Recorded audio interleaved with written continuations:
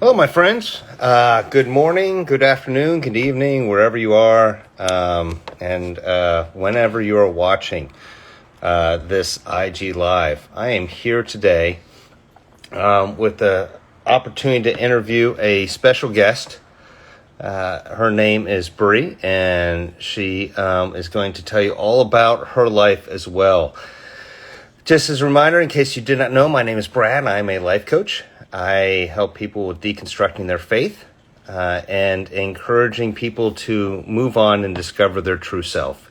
Lots of events are coming up, so feel free to visit my page. Feel free to also go to my website. It's coachingwithbrad.org, and you will see what I have to offer, as well as hopefully a way to connect to other people that are going through deconstruction as well as you. And so I'm always here to talk, especially during these holiday seasons, because I realize how difficult and challenging this season can be, as many of us go through deconstructing. And so I think it's hey, Informal Mystic, good to see you. Hi, Becca. Hey, Carly, good to see you as well. I see some of my favorite people are on here. So we are waiting for Soulfully Bree to show up and to be a part of this. Hopefully, hey, Carly. In case you did not know, Carly is one of my former students when I was a youth pastor. And she's an outstanding person. So always good to see a former student that has grown up and has kids, and now I feel really old when it comes right down to it. So that being said, it's good to see you, Carly. So I am waiting on Sophie Libri. She is a religious trauma coach. She has her own story when it comes to religion and religious trauma herself. She is an hour ahead of us because she's in the Great North. So as soon as she logs on, we will be good to go. Let me make sure that she knows exactly what is going on, so that she knows how to log on. So I'm just going to reach out to her right now, which I just did. And hopefully we've got the time right, because we are a time change. We're on different time zones. Anyways, wanted to let you know that there is an exciting event coming up. There is a conference called a Deconstructed Holiday Conference. And it is an opportunity for you to be part of and watch a live 2-day conference that is coming up. And so check that out. It's on my page. It's also on a lot of other people's page. I can put that in the description down here, and let you guys know. It'll be an outstanding conference full of helpful tips that are going to help you get through the holidays. Especially those of us that are deconstructing. Hey, Bree. Hey, hopefully this lighting is okay. It's really dreary here today. Well, it's okay. It's all right. That was yesterday. Today, it's really nice. Yeah. So how are you this morning? I'm doing good. I'm late because the key did not unlock the front door. In fact, it like started bending as I was coming in from getting coffee. So I had to go around to the side and go in. At least that door was unlocked. So Yeah. Well, time to get some new locks. I am. It sounds like it. Well, I am glad that you're able to join us today. And why don't you take a moment, mind, just introduce yourself to our audience. Yeah, for sure. So I'm Bree, and I live in Nova Scotia, Canada. So it's been very rainy here lately, but we live right by the ocean, so that's really nice. And I just trying to think what I should include in my introduction. I'm a mom of 3 kids, and we're just starting to do some stuff around. We just bought this house in the summer, so we're just starting to do stuff here to build up a little hobby farm. So that's really exciting. And I grew up in what I would consider a Christian cult, and have been on a journey of deconstruction and healing, and reprogramming, I guess you could say, since, well, I left the church about 10 years ago, but I didn't really start like doing the work, so to speak, until about 3 or 4 years ago. So yeah, so that's my like little intro in a nutshell. Okay, well, let's dive into that a little bit if you don't mind. Yeah, for sure. So um, tell me a little bit about the cult, and then how you started your deconstruction process. Yeah, so like growing up, obviously, as a kid, you don't know any different, right? You don't know that there's anything necessarily wrong with what's going on and the way that like you're being raised, or oh my gosh, that's so interesting, Carly. You don't know this, but Carly is one of my former students. Cool. Awesome. Well, Yeah, I'm glad to have them here. but So ask her about me. yeah, That time period, right? for sure. For sure. So when I was in grade 2, my parents met the pastor and his wife from, they were just starting up this church. So there's kind of like an umbrella of Zion churches started in Waverly, New York, by Pastor Bailey. And then some of the other people that kind of came out of there ended up starting smaller churches. And so Pastor Heyer and his wife were one of those pastoral couples or whatever that decided to start a church. And there were only 2 in Canada, in all of Canada. And we happened to end up in one. So Good job. yeah. So a lot of like, I grew up thinking it was like a normal church, right? Like this was just what Christian churches were like. Obviously, I know that's not true today, but I didn't know that when I was, in grade 2. And so we started off going to, they had just started in their like farmhouse living room, and we ended up going most of my life to a like in a school gym. They rented a school gym, and that's where we were. So our lives kind of revolved around church. Like everything had everything, that saying, too heavenly minded to be any earthly good. That was pretty much like what everybody was like. Everything revolved around your eternity, if you were going to go to heaven or hell. And like literally every decision was measured under this realm of like whatever God will think, or etc. So I don't think I realized the toxicity of what was going on until actually quite a while after I had left, which is really interesting because I mean, when I look back, I'm like, geez, what the hell? How did I not like what? But it's just like it's conditioning and brainwashing, right? Like especially when you start out so young and that's all you know. Like I didn't leave the church till I was in my 20s. And so that was years and years of, I mean, I've been out, I still haven't been out as long as I was in, So when I look at it like that, it's like, well, that makes sense. And so yeah, like there's a lot there like that I could get into, a lot of stuff that was super toxic. There was a lot of pressure on girls and women. It was very patriarchal, misogynistic energy, and it was very why I call it a cult is it was very closed, like even to other evangelical churches, even to other Christian groups. Like we weren't really allowed to go to other youth groups at other churches. We weren't allowed to have friends really outside of the church. And so it was very like closeted, like it was just this group of people that these were the people that you were like really encouraged to be around and encouraged to be like. Um, and so there was a dress code. Like if you were going to be a part of the worship team, the girls had to wear like a certain length of skirt, and if you didn't wear that length of skirt, you had to put like a blanket thing over your lap. You couldn't wear like sleeveless shirts. I certainly couldn't wear this shirt. Heaven forbid I show my shoulder.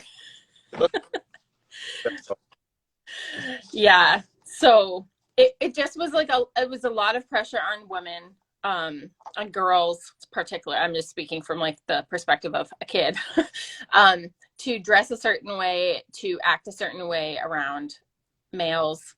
And, you wouldn't want to tempt them into sin. So,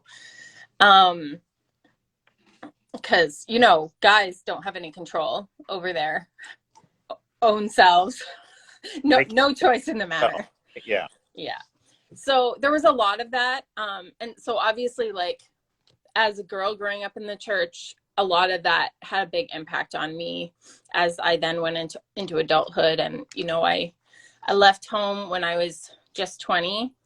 But I knew literally nothing about the world. Like, I was just so sheltered that I just didn't know anything. Right. And so then I ended up getting pregnant fairly soon after that. And I had my first child right after I turned 21. So I was pretty young. I wasn't a teen mom, but I was pretty young. And especially when you put the filter of like the sheltered upbringing on it, really, it was like I was younger, right? But I'd been basically trained to be a mother. Like that's all I had been taught. Right. I was very much a parentified child. I was the second oldest in my family, but my oldest sister is 8 years older than me and left home when she was 16. So I was 8. So pretty much from then on, I was like treated like the oldest child. And it was very much like I took care of them. There was cooking and cleaning. And I basically, it's not Mormon actually, Anna, but Yeah, we had a lot of people ask my mom, because I come from a family of 9 kids. We had a lot of people would ask my mom, like, are you Mennonite? Are you Mormon? Are you this or that? And we weren't. It was just this strange version of non-denominational Christianity. Okay. So yeah. Yeah, I think that's difficult to understand because it does sound a lot like Mormonism, right? But it's of something else. Yeah. Right. So I like to say good morning to Goddess of Tetris. Great to see you. Yes. Hello, everyone. Yeah. But I think that yeah, it just sounds like a weird. I'd love to know weird. Yeah, I think Carly asked what the official name of the big umbrella was Mount Zion in Waverly, New York. So they have a school, like a Bible school, a university, a Christian school for kids, and then they also have like a college sort of thing in Florida as well. And our church was called Mount Zion Assembly of Kitchener. So it was just like basically like they just used the same name and added on where it was from, kind of thing. But it literally, the head church was like up on this mountain.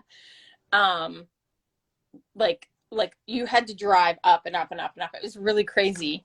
And then they actually had used to be a monastery. So they had bought this building that used to be a monastery, and then like went through and prayed out all the evil spirits because there were none there after that. Okay. All right. Okay. So obviously you entered the world and it was crazy because you were unprepared for it. Right. Based upon the fault that you were in. Okay. You have your first child. When did you start really kind of, like, was there a one point or? So the father of my 2 oldest kids I was in that relationship for about 5 years, and I had both of my kids during that time, and it was a very unhealthy relationship. And because of that, and because of all of the conditioning, I think it kept pushing me back to the church, right? Because I was basically sort of raising these kids on my own, and I still felt like I needed the support from my family, right? I didn't know how to handle life really as a single mom at that time. Um, and so when after my second child was born, and I was still like in and out of the church during those 5 years. Um, and then I split up with their dad. But the intention was never to get a divorce because you're not allowed to do that. Yeah. So I was just going to be alone for the rest of my life at like the age of 23. and so I had gotten an apartment, but my family was it was almost like I was still living under their roof, but I was in my own place kind of thing. And yeah, just non-denominational weirdos for sure. So I relied heavily on my family still. I didn't have a vehicle. In fact, I don't even think I had my license at that time. So I was living across town, and I started to go back to school to become a personal support worker. And so they were babysitting my kids. They were driving me when I needed to be driven to co-op, stuff like that. And so I was still in the church. Mm-hmm. And then eventually things kind of came to a head with my relationship. My ex had gone over to Korea. Like he had joined the US Army and was over in Korea. He was very like disconnected from our family, which was very strange if, you know, you have kids. I'm sure you know that that's just like a weird thing, you know, to just kind of not be with your family. But so he was over in Korea, and things were just like had been for a long time, just crumbling in that relationship. But I had been continuing to try just because of the church and the influence it still had on me. And so eventually things came to a head with it, and I realized that I didn't believe that this was it for me, that this, you know, that this one bad relationship decision was going to affect the rest of my life, that my kids deserved to see their mom be happy, not crying all the time, you know? And so that was it for me. And I will say that honestly, my kids have motivated a lot of my growth. So much of it has come from like being a parent. And that was another example of it. And I just decided, like, that was, I think, the first time really that I put my foot down for like what I was deciding to do, what I was believing. And so I told him, like, it was over, we're done, like this is not gonna keep going on. I'm not gonna do this to my kids and myself. And you know, he was like, you know, you're gonna lose all your family if you do this. And I was like, yeah, I'm aware. Thank you. I know all about my family and their beliefs. And I didn't believe that, you know, that ship had sailed anymore. And so, you know, I moved on. I ended up in a new relationship. And that was kind of also the catalyst for me leaving the church for the final time. That, like, all of that kind of culminated in that. And so that was when I was 25-ish, 26. I finally, like, I never went back. Okay. Let me interrupt you there. Yeah. Okay. Because I'm fascinated by this. But first, Gaza Tetris, yeah, it sounds like we kind of made both the same choice for our kids.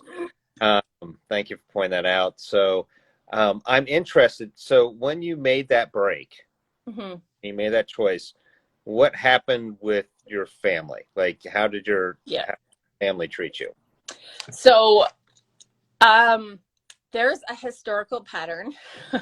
Every time I make a choice that my family doesn't agree with and their behavior.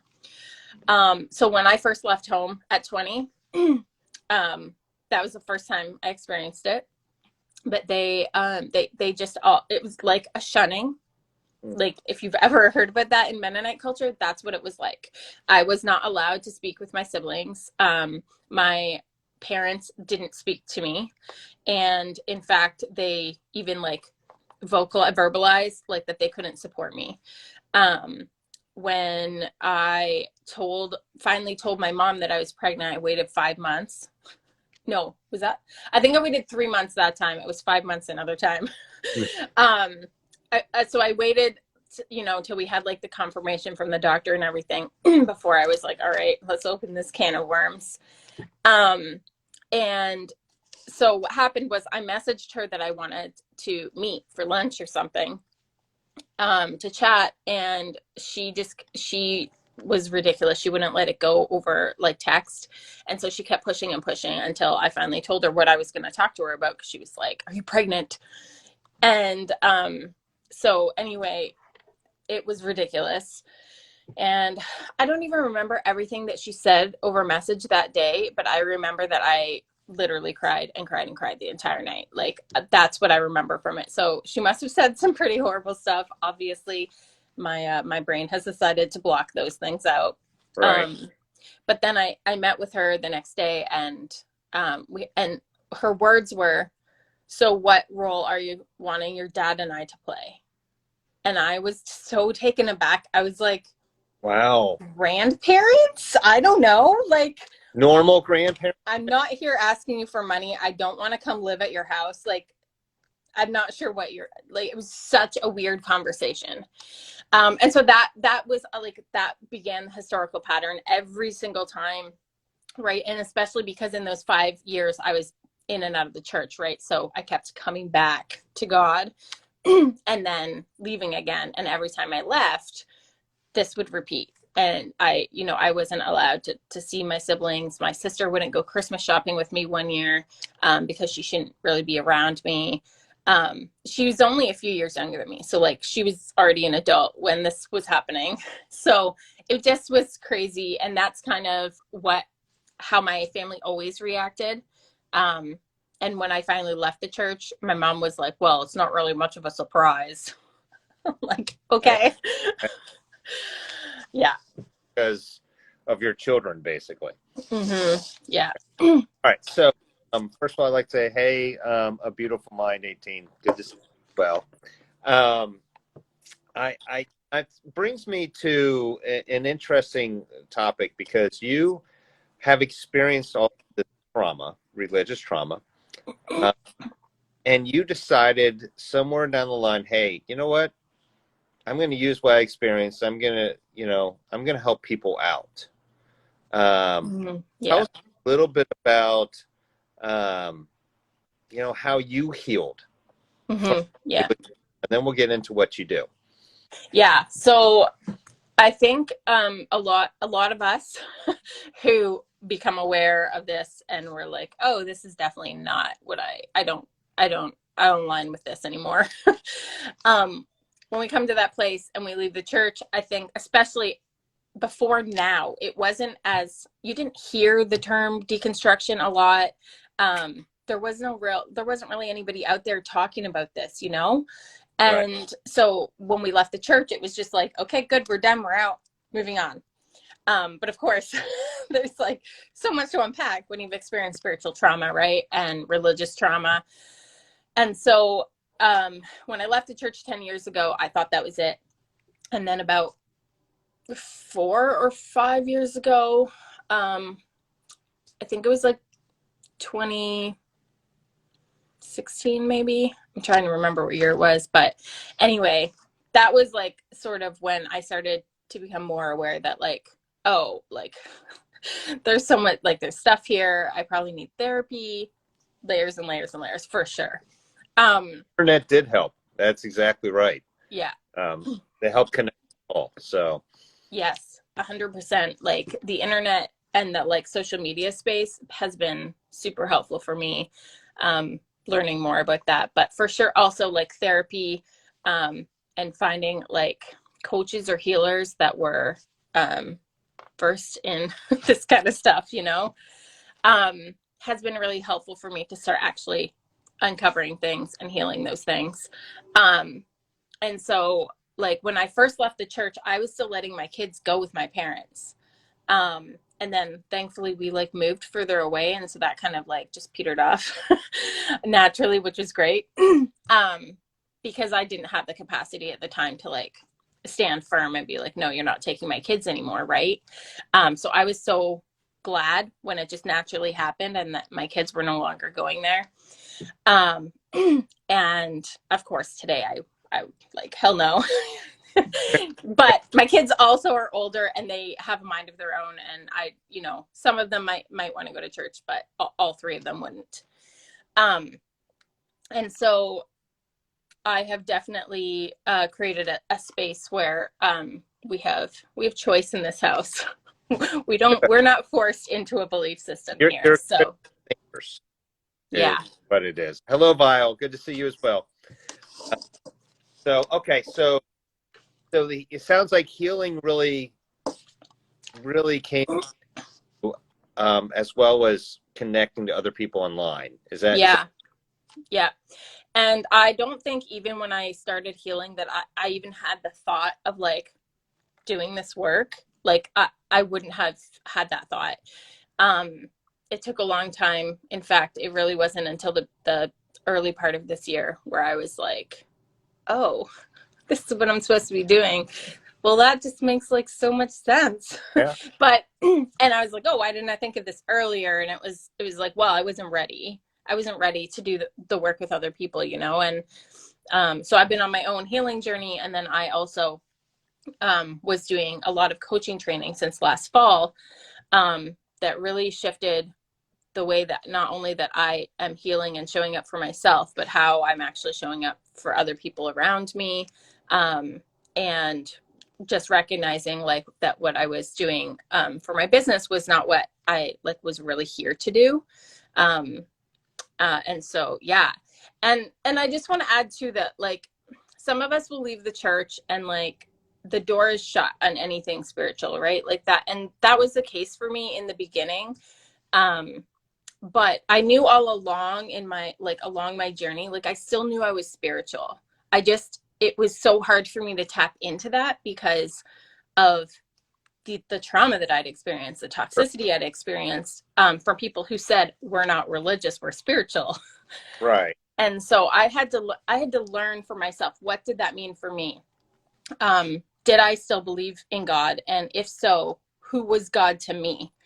Because obviously my version of God or source is not the same. Like when my parents say God, we're not talking about the same thing, So I do still consider myself a very spiritual person. And I wanted to be able to help people that knew they were spiritual, but had been so harmed by the church that they were basically stuck in this place of like, I know I believe in something, but that's it. I just don't know. And being able to actually develop for themselves, what are my beliefs, my own beliefs, what are my unique beliefs that have nothing to do with the conditioning. Nobody put this on me.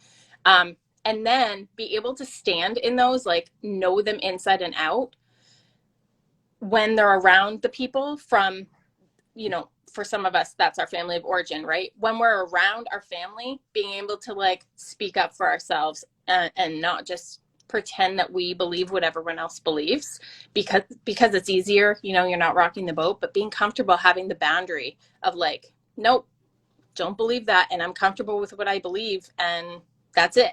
And we're not trying to change their mind. Obviously, whatever their religion thing is in their minds working for them. I don't really think it's working for a lot of people, but we're not here to judge them, right? We're not here to like change their mind, change their beliefs. We're just here to live in our truth. Right. And if that ends up getting them to ask questions about it, that's great. But I'm not actually here to like proselytize them. So that brings up the question that we have down here in our boxes. How do you, entertain just as religious correct? Yeah. Bias. That's a great question. So it comes up a lot in our house. My kids know what my family believes. And they also know that like their mom is spiritual. So Alea, my oldest, has told me that she doesn't believe in God. She doesn't even think she really believes in anything. And that's fine. That's fine. And so I just ask her questions like, oh, tell me more about that. I'm interested. I want to know what has developed that for her. Why does she feel that way? And because part of it is I want to make sure that she's not veering in one direction because she's been hurt by other groups of people. And like, because we were in the church still for a while, there's still stuff that she'll bring up sometimes, and I'm just like, oh, that's bullshit though, right? like that's total bullshit. And my family is very like, my oldest is pansexual, my middle child has come out as trans male, and so my family is very homophobic. Most of them. There are a few of them that are supportive, which is great. And so the kids know that about my family, and we're actually about to make an announcement to my family to let them know some things. And we don't know what will happen. So we're just having this open conversation of like, just be aware that how they react is about them. It has nothing to do with you. It's their own belief system. And they're very stuck in it. So, and then I had my youngest kid came home from school because they had some kind of they go to public school, but they had some kind of a religious conversation at school about Jesus and Christianity. So I think they're covering all religions or topics or whatever in this class, but they were specifically saying how you don't have to, what did they say? You don't have to believe in Jesus to be a Christian, and not all Christians are like Jesus or something like that. And I'm like, well, that's true. If anybody actually read the Bible, read about Jesus' life, he was, and I also want to say that the Bible has some flaws, as far as like what's in it and why. But yeah, like when we're talking about Jesus, I mean, he was a pretty cool dude. Whether you believe that he was the son of God or not, right? He was a really kind soul, very welcoming, very non-judgmental, and basically the opposite of most Christians. So when she was saying that, I was like, yeah, so what do you think about that? Like, I just shoot it back at them and like see where they land on this stuff, right? Instead of giving them like, oh, this is how my beliefs change and you should definitely believe this too. Like, that's not their thing. It could be, but it's probably not. So I just let them have their own belief system. Yeah, you taught your children how to critically think. Mm-hmm. I think that's exactly. And then what they choose is what they're going to choose. Exactly. Yeah. And we have just a lot of open communication in our house. Like, there's no taboo subjects, including sex, which was definitely taboo when I was growing up. But we just, if they have a question, I'm going to answer it. Yeah. Yeah. I agree. Everything's on the table at our house too. Yeah. Yeah. Yeah. I'll talk about anything. Yeah. Same here. And sometimes they run away embarrassed when I'm done talking about what I'm talking about. But I get you the question. Yeah. Okay. So, knowing all of this about you, which, by the way, I know there's so much more. Gosh, yeah. About you and everything you've been through. And I agree with a lot of the comments that are coming through about, how you seem like a really good mom. Glad you chose your kids over religion. Love the critical thinking you've instilled within your kids. The process of healing you've gone through. Tell us a little bit about what you do, because I know that you help people with religious trauma as well. So yeah. What is it that you specialize in? What are you doing? Yeah. So I am a coach, and I'm trained with the International Coach Federation. So I follow. Coaching is a very unregulated profession right now, but I believe highly in like having skills and not just bringing my own, because if I didn't, I would just be bringing my own experience and putting that on other people, right? Going for my own experience. What I want is for people to come with their experience and their where they're at, and be able to actually dig deeper into what their own beliefs are, what their truth is, because my truth has nothing to do with anyone but me.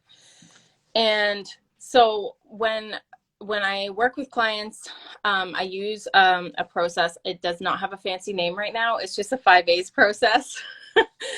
But it's what, as I've done my own sort of reflection on my own journey, and then as I have also talked with multiple clients, just realizing like what has been important in the journey.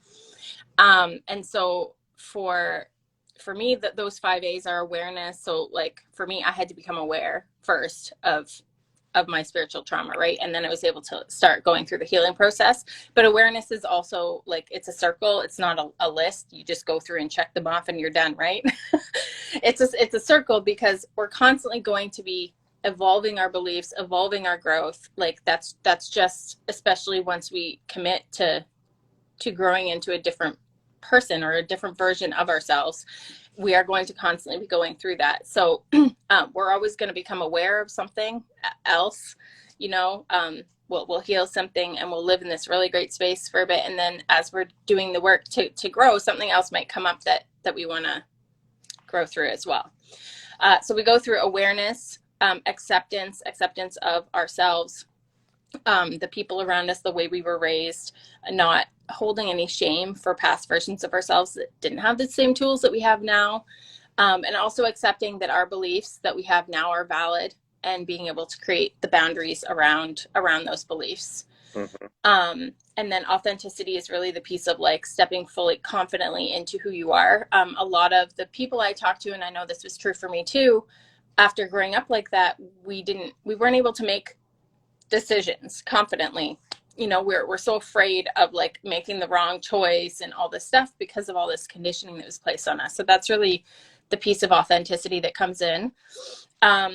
And then we go into ancestral healing, which to me is like inner child. Sometimes as we're growing and we're parenting our kids in a different way, we're also reparenting ourselves, and we're giving back to that little version of ourselves that was really harmed. And then we come to aligned action, and that's where we're actually like, as we're going through this healing process, then we're also taking actions that are aligned with our beliefs and our truth. So that's what I do with one-on-one, and I do have space for one-on-one coaching clients right now. But I also just opened up yesterday my new free community.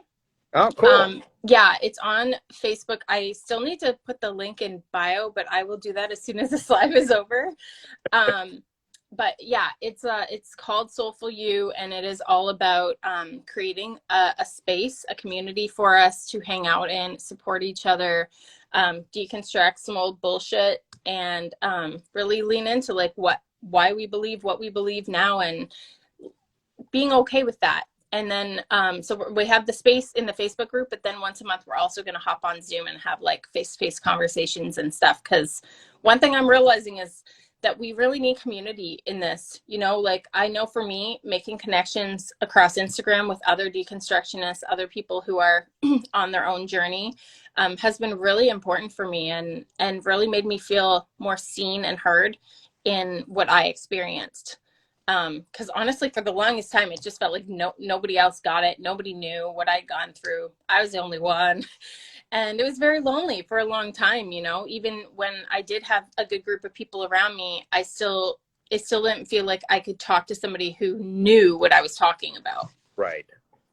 Yeah, I think that's awesome you provide that. And I love that when I can work side by side in helping people. Yeah. You know, and that's a wonderful thing about the deconstruction community and life coaching in that aspect is that there's not a competition. It's not like church, you know, where it's a competition. Yeah. Unfortunately, there are lots of people that are deconstructing. Yeah. It's unfortunate. And it's important to make sure they don't feel alone. Yes, exactly. Yeah. And that's what I hope I will be able to provide with that community is like you don't have to hire me as your coach. If the only thing you ever do is join that group, and that fills your bucket, that's enough for you to move through your journey, that makes me happy. Yeah, I mean, exactly. I talk to people that hit me up in my DMs all the time, and they're not wanting to hire me necessarily, you know, for life coaching. They just need someone to listen to them at that moment. Yeah, exactly. And ask questions or talk at that moment. Yeah. So obviously providing space for that is very important, and helping people, especially during this time of year. Yeah, definitely. So I get that. So, okay. So last question, okay? Yeah. Uh, and you kind of covered a little bit, but just as a reminder for everybody that's watching, everybody that will watch, how can people find you, and what do you have to offer? Yeah. So, as far as offers go, come join the group. Come hang out with us in the group. And if you are already feeling called to like do the work at, you know, a deeper level, then definitely reach out to me and talk about one-on-one coaching, because I have space for that right now. And then hanging out with me, Instagram. I'm on Instagram at Soulfully Bree. I'm on TikTok at Soulfully Bree. I'm Well, more active on Instagram. was it that little arrow right up there? If you push that down, you can follow her. Yeah. Right. Yeah. So I mean, I'm on Instagram pretty much every day. It's my favorite place to hang out. But yeah, hang out with me, you know, in on Instagram, TikTok, or over in the Facebook group. Awesome. And you can find that in her bio, right? Yes. As soon as you get up here, you're putting As that in soon your as bio, I get off here. right? Yeah. Encourage everybody that watches this. She's got great content. And what she puts out is awesome. Let me encourage you to follow her. And if you're feeling lonely at all or just have questions, I know she welcomes your direct messages. Mm-hmm. That I have enjoyed getting to know Bree. And she has been incredibly gracious, kind, and I'm probably one of the few males that tune in when she's putting makeup on and listen to her talk through, you know, what she's going to be doing for her day. It's enlightening. So I appreciate you, Bree, and Awesome. Thanks, Brad. and you're doing incredible work as well. So thank you for everything you're doing. Awesome. Thank you so much for having me on here. It's been such a great conversation. Awesome. And thank you, everybody, for joining us. And we look forward to seeing you again. Thanks, guys. Bye.